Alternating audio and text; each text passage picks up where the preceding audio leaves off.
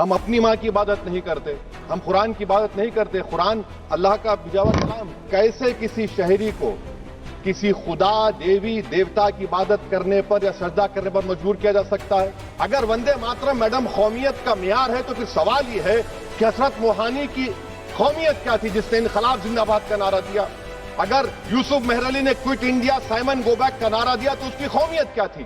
جناب راجناتھ سنگھ صاحب نے بڑا ہی عجیب و غریب اور تکلیف دہ بات کہی ام المومنین کے بارے میں اور ام الکتاب کے بارے میں۔ ام المومنین ان کو کہتے ہیں جو ہمارے پروفٹ محمد صلی اللہ علیہ وسلم کی وائف ہیں، وہ ہم تمام مسلمانوں کی ماں، ہم ان کو تصور کرتے ہیں، مگر ہم ان کی عبادت نہیں کرتے، ہم اپنی ماں کی عبادت نہیں کرتے۔ ام الکتاب قرآن ہے، ہم قرآن کی عبادت نہیں کرتے، قرآن اللہ کا بھیجا ہوا کلام ہے۔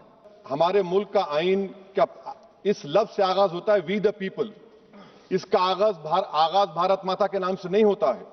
ہمارے سمویدھان کا جو پریامبل ہے وہ کیا کہتا ہے؟ Liberty of thought, expression, belief, faith and worship. اگر دستور کا یہ پہلا صفحہ یہ بات کرتا ہے تو پھر کیسے کسی شہری کو کسی خدا، دیوی، دیوتا کی عبادت کرنے پر یا سجدہ کرنے پر مجبور کیا جا سکتا ہے؟ آپ ہی کی پارٹی سے آج کی جو باتیں ہوئی اسی کا بول رہی ہیں۔ ہمارے کانسٹیٹیوئنٹ اسمبلی میں میڈم ایک محترمہ تھی روہنی کمار چودھری نے ایک تجویز دی تھی کہ ہمارے سمویدھان کا اصول یہ ہے کہ بھارت کیا ہے؟ اس کی عوام ہے، عوامی قانون کی مصنف ہے، عوام کی مرضی سے سب سے بالاتر ہے، عوامی حاکم ہے۔ ملک کسی خدا، دیوی، دیوتا، مذہبی علامت کے نام سے نہیں چلتا، نہ ملک کسی ایک مذہب کی ملکیت ہے۔ اسی لیے بابا صاحب امبیڈکر نے کیا کہا تھا؟ انہوں نے مدر انڈیا کے نظریے کو مسترد کیا۔ بابا صاحب نے ایک نئی اصطلاح وضع کر دی اور کہا کہ بھکشت بھارت، یہ بابا صاحب امبیڈکر نے کہا۔ اب میڈم اگر مذہبی آزادی اس آئین کا بنیادی اصول ہے تو سوال یہ پیدا ہوتا ہے کہ اس وقت ہمارے جو کانسٹیٹیوئنٹ اسمبلی کے پریزیڈنٹ تھے جناب راجندر پرساد صاحب نے کس بنیاد پر وندے ماترم کو قومی ترانہ قرار دیا؟ نہ تو کوئی سیکولر ریزولوشن ہے اس کے بارے میں۔ میڈم میں آپ کو بتانا چاہوں گا کہ جوڈیشری کیا کہتی ہے۔ بیجو ایمینول کیس ہے 1986 کا، جس میں جیہوا وٹنس نے کہا کہ میں نیشنل اینتھم کے وقت کھڑے رہوں گی، پڑھوں گی نہیں۔ سپریم کورٹ نے کہا کہ اس نے کوئی گناہ نہیں کیا۔ وہیں ایک 2017 کا کیس ہے اشونی اپادھیائے کا کیس سپریم کورٹ کا، انہوں نے کہا گائیڈ لائنز دیے جائیں وندے ماترم پر، سپریم کورٹ نے نہیں کہہ دیا۔ پھر آپ آ جائیے madam prevention of insult act national 1971، اس میں نیشنل سانگ نہیں ہے، صرف نیشنل ایمبلم اور آپ کا نیشنل اینتھم ہے۔ پھر آپ آ جائیے 40th امینڈمنٹ آرٹیکل 51 ہے 76 میں پاس ہوا، اس میں بھی اس کا کوئی ذکر نہیں ہے۔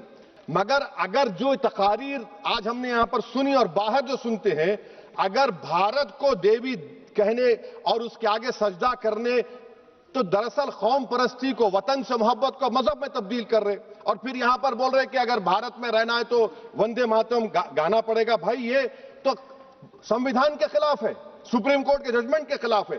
اگر وندے ماترم میڈم قومیت کا معیار ہے تو پھر سوال یہ ہے کہ حسرت موہانی کی قومیت کیا تھی جس نے انقلاب زندہ باد کا نعرہ دیا؟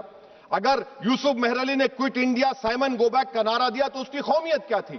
اگر حیدرآباد سے مولوی علاؤدین جو مکہ مسجد کا پہلا مجرم ہے کالا پانی میں، اور طور باز خان جو مار کر لاش کو لٹکا دیا گیا تھا حیدرآباد میں 8 دن تک، اس کی قومیت کیا تھی؟ اگر عنایت اللہ کافی جو جہاد کا فتویٰ انگریزوں کے خلاف دیا مراد آباد میں، جب ان کو 2 دن میں پھانسی کی سزا دی گئی، اور جب پھانسی کی سزا کے وہ جا رہے ہیں تو عنایت اللہ مولانا کافی کی زبان پر کیا تھا؟ وہ رسول اللہ ہمارے پروفیٹ کی نعت پڑھ رہے تھے۔ کیا پڑھ رہے تھے؟ کوئی گل باقی رہے گا نہ چمن رہ جائے گا، پر رسول اللہ کا دین حسن رہ جائے گا۔ تو ان کی قومیت کیا تھی؟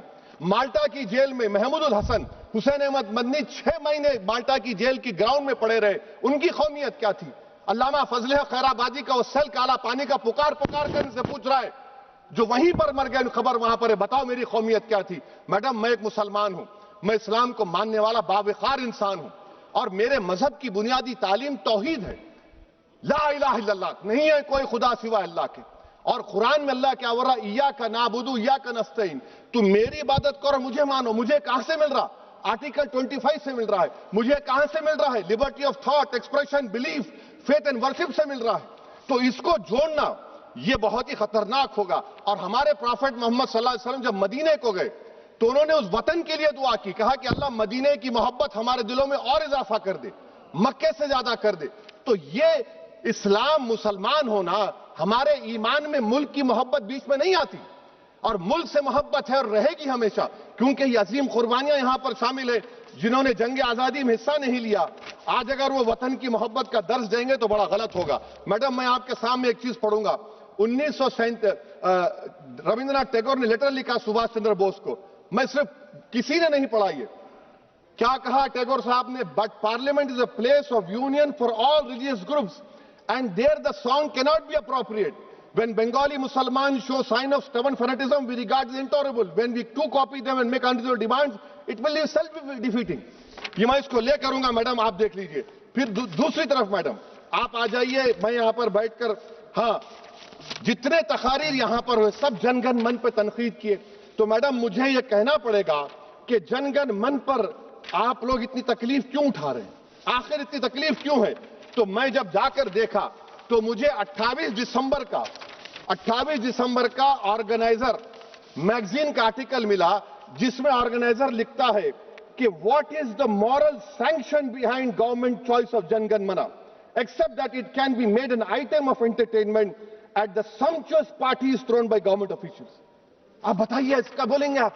اور پھر اس کے کائنڈ کیسا کرتے ہیں؟ It will mean we can not love our motherhood. Madam please. It will mean that Vande Mataram is buried alive with the word Jan Gan Mana on the tombstone. For the tomb will also be of Jan Gan Mana of the will of the people. اس پر آپ کیا بولیں گے؟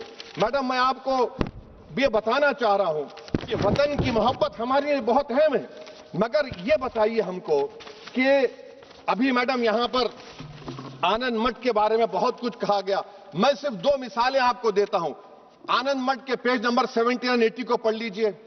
اس کے بعد سناتن جہاں مسلمانوں کے گھر پاتے تھے انہیں آگ لگا دیتے تھے۔ آپ پیج نمبر 98 پڑھیے، ہمیں صرف ان مسلمانوں کو جڑ سے ختم کرنا ہے کیونکہ خدا کے دشمن بن چکے ہیں۔ پھر آپ پیج نمبر 115-16 دیجئے، پھر مختلف علاقوں میں مسلمانوں کو سزا دینے کے لیے بھیجے جاتے، جہاں مسلمان آبادی نظر آتی جلا دیا جاتا۔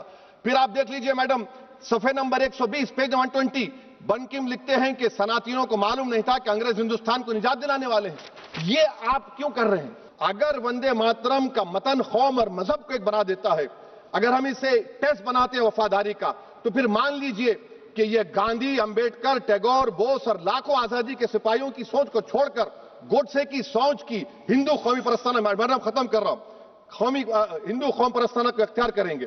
مجھے وطن سے بے انتہا محبت ہے میڈم، اور انشاءاللہ ہمیشہ رہے گی، مگر باوجود اس کے کہ میری مسجد، میری عبادت گاہ، میرے کپڑے، میرے کاروبار پر حملے ہوتے، مگر میں پھر بھی کہتا ہوں کہ وطن میرا، ہر وطن کو ہم چھوڑ کر نہیں جائیں گے۔ مگر حب الوطنی کا کیا مطالبہ ہے؟ حب الوطنی یہ کہتا ہے کہ وطن سے محبت ہے تو ظلم کو ختم کرو، غریبی کو ختم کرو، بے روزگاری کو ختم کرو، جبر کا خاتمہ کرو، امن کا گہوارہ بناؤ، پاکستان کی دہشت گردی کو ختم کرو، ایکسپلائٹیشن کو روکو، شرارت کو روکو، ملک کے خلاف کی جانے والی سازش ختم کرو۔ میڈم بھارت ایک چمن ہے جہاں پر ہر پھول کو کھلنا چاہیے، اور اگر کوئی اس پھول کا، اگر پورے پھول کھلیں گے تو اس کی خوشبو سے یہ وطن معطر ہوگا، مگر اگر اس چمن کا مالی یہ کہے گا کہ ایک ہی پھول کھلے گا، تو میں ذمہ داری کے ساتھ کہہ رہا ہوں اگر ایک ہی پھول کھلے گا تو وہ صحرا بن جائے گا، اور مالی نہیں رہے گا، وہ جلات کہلائے گا۔